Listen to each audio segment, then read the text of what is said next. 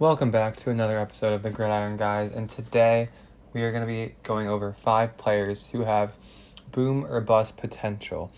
And these are 5 guys who could cost you your week and make you end up doing your last place punishment, or they're guys that can carry you to a fantasy championship and be insane values at their current ADP.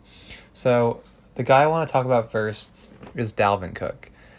And Dalvin Cook is a guy who I drafted in the second round of almost any team I could find him last year. I expected him to do well.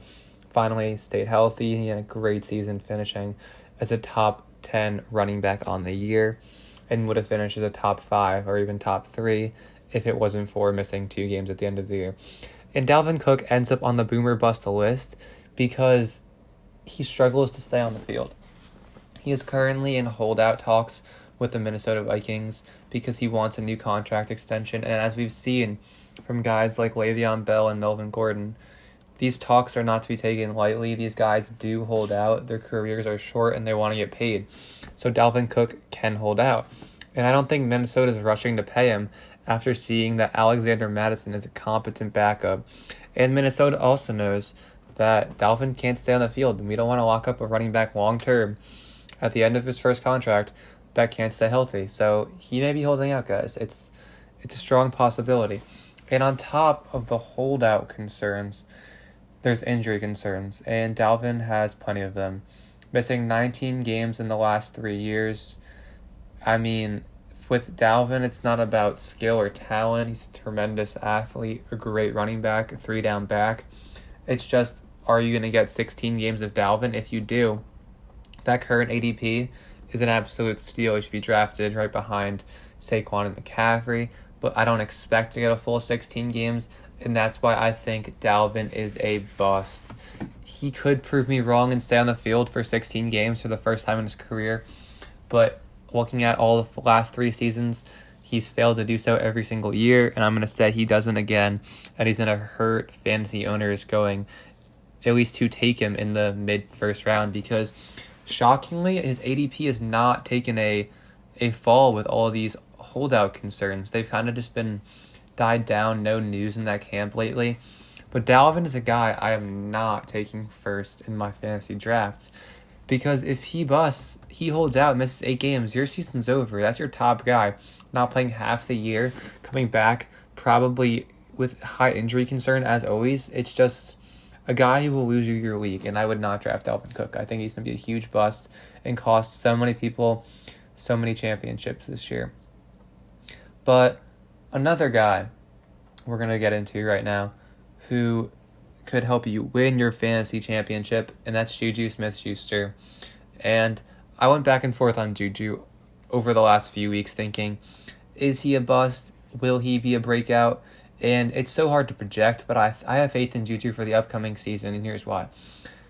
His 2018 season, 111 receptions, 1,426 yards for 7 touchdowns. I mean, that is a huge fantasy season. And then he follows that up with wide receiver 66 on the year in 2019 with 552 yards, 3 touchdowns, and 4 missed games. And was JuJu the one to blame? Maybe the departure of Antonio Brown hurt him. We don't know particularly, but it's pretty obvious to any football fan that Mason Rudolph and Duck Hodges last year were awful.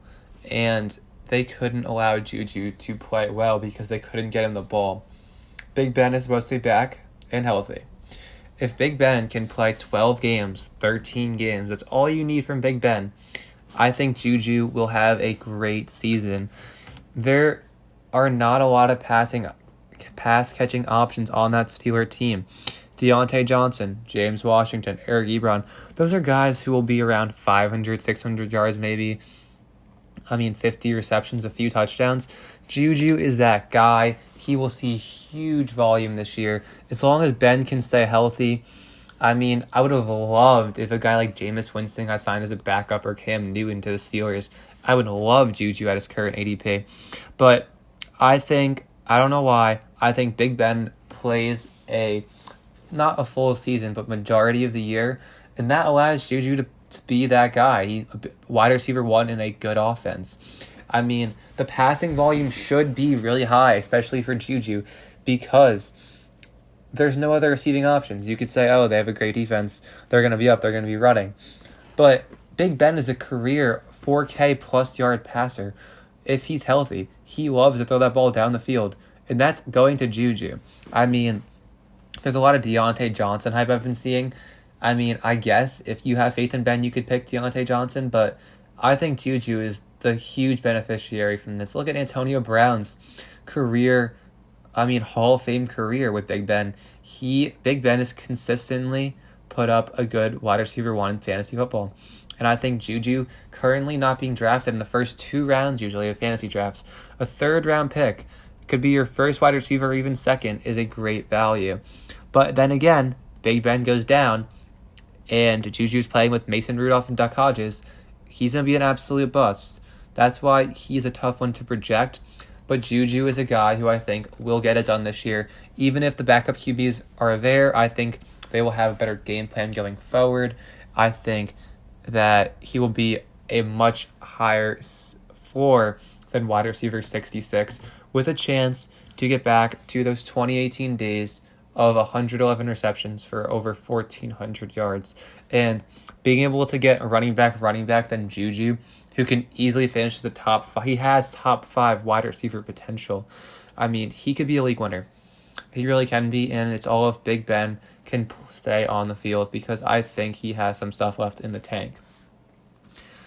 It's a tough one to project, but I like JuJu Smith-Schuster for the 2020 fantasy season. Now our first rookie in the Boomer Bust, my top 5 Boomer Bust players, and that is Deandre Swift. And Swift is a guy who I scouted out of college, and I thought he's a really good back. I had him as the most talented back coming into this year's draft class. But he went to a less than ideal scenario because, first of all, the Lions do not run the ball. They've never been a run-first team. I don't even think they've had a 1,000-yard rusher in the last 10, 15 years. They just can't get it done on the ground, and they just don't commit to it. And he's joining a committee, in what I would say is a committee. Some people might say, oh, he's going to take over for Carry-On. But Carry-On was a high draft pick for running back that you're not going to scrap because you took a second-round pick on a running back. It's going to be a committee. I mean, and everyone was hyping up Carry-On over the last few years. Oh, Carry-On's going to break the running back curse for the Lions. He's going to be a great fantasy option. Being picked high in drafts, I feel like both years, even higher than Swift was. And you want to know what Carry-On's 2 running back finishes over the last 2 years were? Running back 33 and running back 47. And you can say Carry-On is injury prone. He can't finish a year. Swift will be that guy. But if Carry-On's there for 8 to 10 games like he has been in the last 2 seasons, that's a committee in a bad running offense where Swift will only be fantasy relevant if he can get into the end zone. And the Lions have never been a ground and pound team near the goal line. They always pass. Stafford runs that offense. It goes through him. It's not a pass-first offense. Swift could see a bit higher floor if he gets that pass-catching running back work. Will he? I think he may, because he's a good pass catcher. But then again, he is a rookie without a offseason, and that's a big responsibility for a team in the Lions that looks to compete this year and wants to make the playoffs. So the talent is there with Swift. A lot of these guys, the Boomer Bust guys, are talented. It's just, can they overcome their situation that's less than ideal? And it's hard to say because we don't know the running volume the Lions are going to be doing this year. Are they going to be running like they did last year, which is sparsely? Or are they going to be moving into a more balanced attack where maybe Deandre Swift sees, 12, 15 carries every week, and they do really well. But just looking at the rushing attack from the Lions last year, only 5 rushing touchdowns on the ground, less than around 250 carries for the year. They barely rushed for 1,000 yards as a team. I mean, it's not a running back. You don't want your running back in that offense. And his draft price is not that bad, around 7th, 8th round, I think. I think he will get some hype as the drafts come near. But I just think that he's going to be in a split for majority of the year with Kerryon, and it's not a team I want to have a split in because I don't like the Lions running offense. But Kerryon may boom. I mean, not Kerryon. Deandre Swift has the potential to boom because he should come in there, be the most talented back they've had in a really good offense, and get all the work for the entire year and just be phenomenal. And he can be that, but I think he is going to be a bust, and I don't think he gets the work. And another guy I want to mention who's in a very similar situation, but a bit better situation, as ADP reflects that in the boomer bust, is Johnathan Taylor. And Johnathan Taylor is regarded as one of the most athletic backs who's come into the league since Saquon. And he is an athletic freak, weighing around like 230, I think, running a 4.3 something. But his ADP reflects the better situation in the Colts, being generally drafted in the 3rd to 4th round, projected to be a high-end RB2 for fantasy this year. And Taylor is a guy who I'm not as high on as most. I'm pulling up my rankings, but right now I have Johnathan Taylor as my RB23. I have him as a low-end RB2, which is much lower than most people have him, because I'm skeptical in the Colts offense, and I'm skeptical that he will be a bell cow. And the problem with a lot of rookies this year is they're not getting an offseason. They're not getting to showcase their skills in the preseason. So they're going into week 1 like it's a preseason game. They've never seen NFL talent. They've never seen a full game before. And I don't think it's okay to project these high-round running backs to just come in and take over. Similar to DeAndre Swift, Marlon Mack and Kerryon Johnson are both capable NFL runners. When they're on the field, they're talented enough to get a pretty full workload. And I don't think these rookies who are jumping onto the field in Johnathan Taylor and DeAndre Swift, who are never going to see a preseason snap, who are never going to get as much offseason work this year with COVID going on, I don't think they're going to be able to get a lot of carries early on. And say they get that work in week 9, 10, 11, 12, I mean, they're probably not startable for the first 6, 7, 8 games of the year. I don't have faith in Phil Rivers. I've said this before. I don't think the Colts are going to have a good offense once again. And I think the only way that these guys, that DeAndre Swift and Johnathan Taylor, can do well is if they score. And that's why I think Taylor and Swift are probably a bust.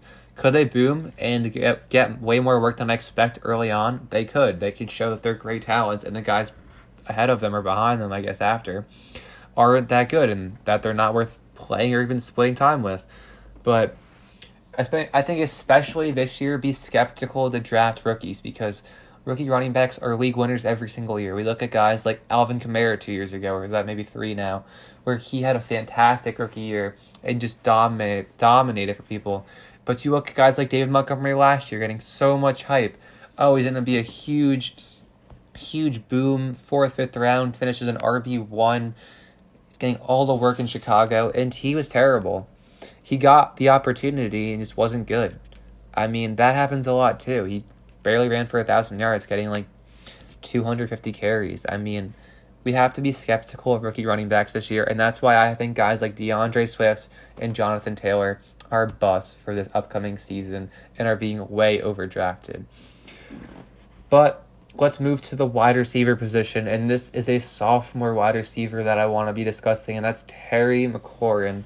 And as a Giants fan, I hate to say it, but Terry McLaurin is a straight-up baller.